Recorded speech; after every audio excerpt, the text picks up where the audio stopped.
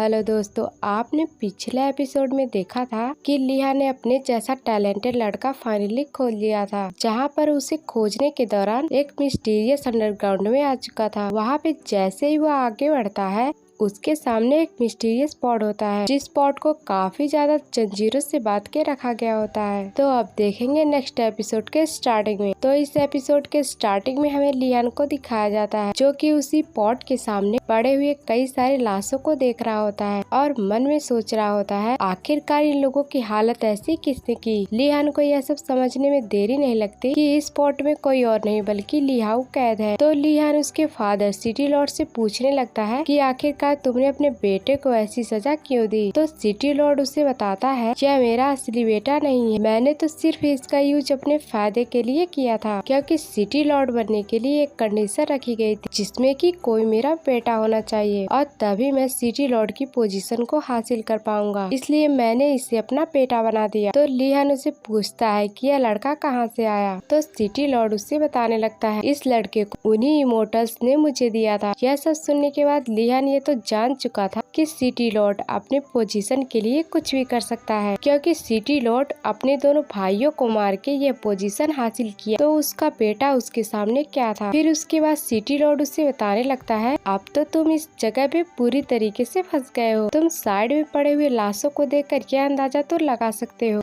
कि यहाँ पर जो भी आता है मारा जाता है और तुम्हारी भी यही हालत होगी और तुम्हारा समय आ चुका है मरने का। उसके बाद सिटी लॉर्ड उस अंडरग्राउंड के एरिया को चारों तरफ से गेट को बंद कर देता है, जिसके कारण वह पॉट हिलने लगता है और उसमें से लियाओ निकलता है, जो कि सीधा लियान के ऊपर अटैक कर देता है। पर लियान उसके अटैक को आसानी से डॉज कर देता है। उस फाइट के दौरान जब भी लियाओ लियान के ऊपर अटैक करता है, पर लियान उसके अटैक को काफी आसानी से डॉज करता है और उसकी पूरी बॉडी को अब्सॉर्ब करने लगता है। तो इससे लियान को पता चलता है असल में यह लड़का मर चुका है, इसके अंदर तो कोई फीलिंग्स ही नहीं है और यह ना ही बोल सकता है ना ही सोच सकता है। यह एक जिंदा लाश बन चुका है, एकदम ज़ॉम्बी की तरह, और ये बिना सोचे समझे अपनी एनिमी की तरफ अटैक किए जा रहा था और ऐसा लग रहा था कि ये पूरी तरीके से मर चुका है और एकदम ज़ॉम्बी की तरह लग रहा है। और इधर लियान सभी बातें समझ चुका था, यह लड़का सच में डीमन की तरह हो चुका है। फिर उसके बाद इमोर्टल फेरी उसे जवाब देती है, तुमने सही कहा, यह लड़का पूरी तरह से फीलिंगलेस डीमन बन चुका है और यह जरूर उन्हीं 6 इमोर्टल्स ने किया होगा, जो कि काफी ज्यादा मिस्टीरियस है और उनका पता मैं आज तक नहीं लगा पाई। और हमें दूसरी तरफ सिटी लॉर्ड का सीन दिखाया जाता है, जो कि आराम से अपने टी को एंजॉय कर रहे होते हैं, जिसे देखकर उसका सर्वेंट बोलता है, मास्टर जो लड़का लियान यहाँ पे आया है वो काफी ज्यादा पावरफुल है, मुझे नहीं लगता कि आपका बेटा उसे हरा पाएगा, शायद वह मारा भी जा सकता है। तो सिटी लॉर्ड उसे जवाब देता है, मुझे इस बात से कोई फर्क नहीं पड़ता, मेरा बेटा मरे या फिर जिए, वो तो बस मेरा एक खिलौना है। उसके बाद हमें अंडरग्राउंड का सीन दिखाया जाता है, जहाँ पे लियाओ लियान के ऊपर अपनी डिमोनिक पावर का यूज करना स्टार्ट कर देता है, जिससे वो एक जॉइंट पाइथन को समन करता है और जैसे ही वो लियान के ऊपर अटैक करता है तो लियान उस पाइथन को आसानी से खत्म कर देता है और लियाओ नहीं रुकता है, उसके ऊपर अटैक करने लगता है, पर लियान तो उसके अटैक को काफी आसानी से डॉज कर लेता है। उसके बाद लियान का सब्र का बांध टूट चुका, इसके बाद वो लियाओ को बुरी तरीके से मारने लगता है, पर इतना ज्यादा मार खाने के बाद भी लियाओ को कुछ भी नहीं होता, क्योंकि वह जितना ज्यादा उसकी पिटाई होगी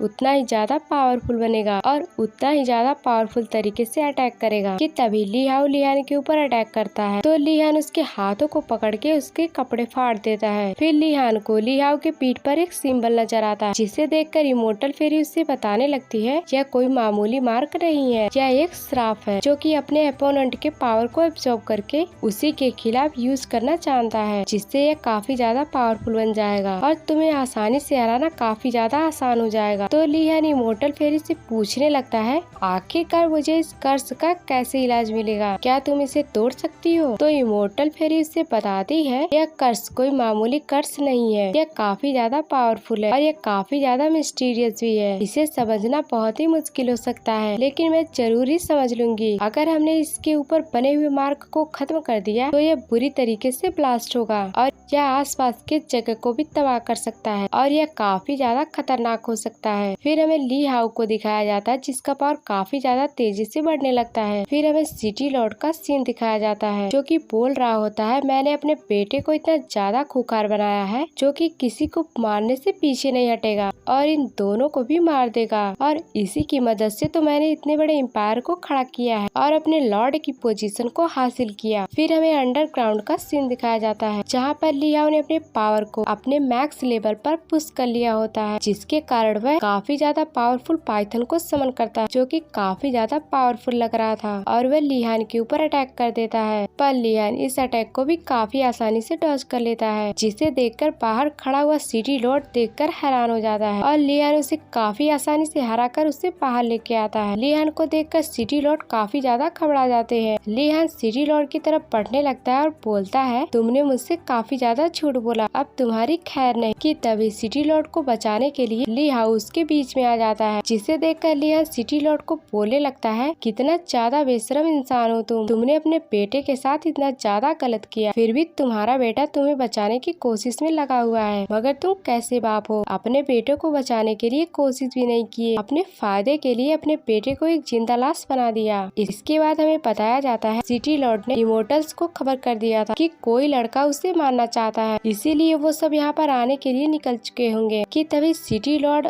बोलने लगता है, यह सब मेरी गलती नहीं है, यह सब मेरे सर्वेंट ने मुझे बहला फुसलाकर करवाया है। जिसे सुनकर लिहान बोलता है, मैं क्या तुम्हें बेवकूफ लगता हूँ और तुम्हारी बातों का मैं इतनी आसानी से कैसे भरोसा कर सकता हूँ, मुझे जल्दी से सारी बातें सच सच बता दो और खास कर इस ली हाउ के बारे में, नहीं तो मैं तुम्हें जान से मार दूंगा। फिर लिहान अपने सीक्रेट ट्रेजर को बाहर निकालते हुए उसे एक अगरबत्ती में कन्वर्ट करके और सीधा सिटी लॉर्ड की आंखों को पॉइंट करता है और बोलता है, अगर तुमने मेरी बातों का सच सच जवाब नहीं दिया तो इसी अगरबत्ती से मैं तुम्हारी आंखें फोड़ दूंगा। फिर उसके बाद सिटी लॉर्ड उसे बताने लगता है, दरअसल कुछ साल पहले मेरा बेटा काफी ज्यादा बीमार था जिसके कारण मैं सिटी लॉर्ड का पोजीशन हासिल नहीं कर पाता, इसीलिए मैंने इसे ठीक करने के लिए काफी ज्यादा उपाय खोजा मगर कुछ मेरे हाथ में नहीं लगा। तो इसके बाद मेरी मुलाकात हुई उन 6 इमोर्टल से जिससे मैंने अपने बेटे के लिए मदद मांगी और मेरी बातें सुनने के बाद उन्होंने मेरे पास एक कंडीशन रखी जिसके बाद उन्होंने मेरे बेटे की लाइफ को बढ़ा दिया और मेरे बेटे की बीमारी भी ठीक हो गई, मगर कुछ सालों के बाद इसकी बीमारी फिर से स्टार्ट हो गई। तभी कुछ टाइम बाद उन्हीं 6 इमोर्टल का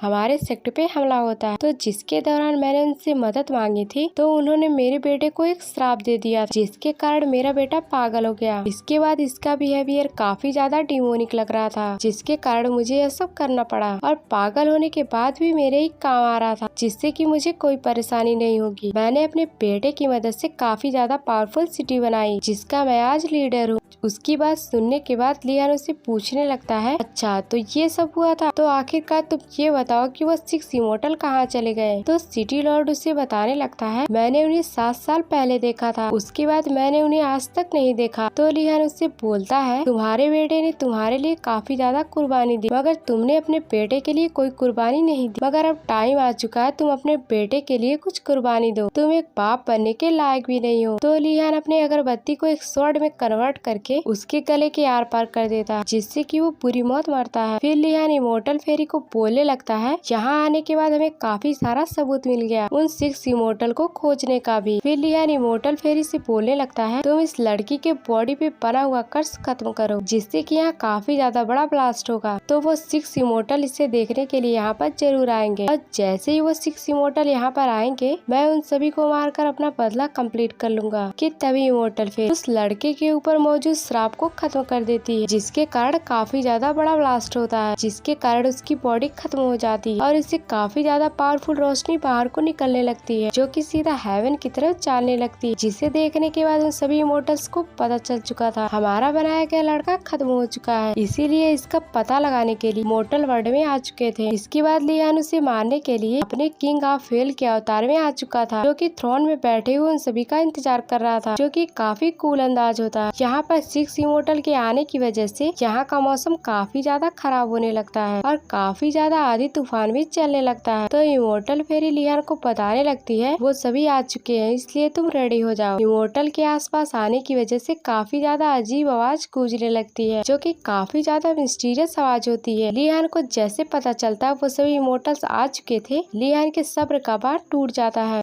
और वह उन सबको मारने के लिए बाहर आ जाता है। और बाहर आने के कारण उसके गुस्से के कारण वो महल भी टूट जाता है। इतना ज्यादा गुस्सा हो रहा था कि उन सातों इमोर्टल्स को एक साथ ही मार देगा। वो बाहर आते हुए धमकी देने लगता है, तुम सबने जो मेरे फैमिली को मारकर गंदा काम किया है, जिसकी सजा सिर्फ मौत है, जो कि तुम्हें आज चुकाना होगा। जो सीन दिखाते ही यह एपिसोड यहीं पर एंड हो जाता है। Thanks for watching.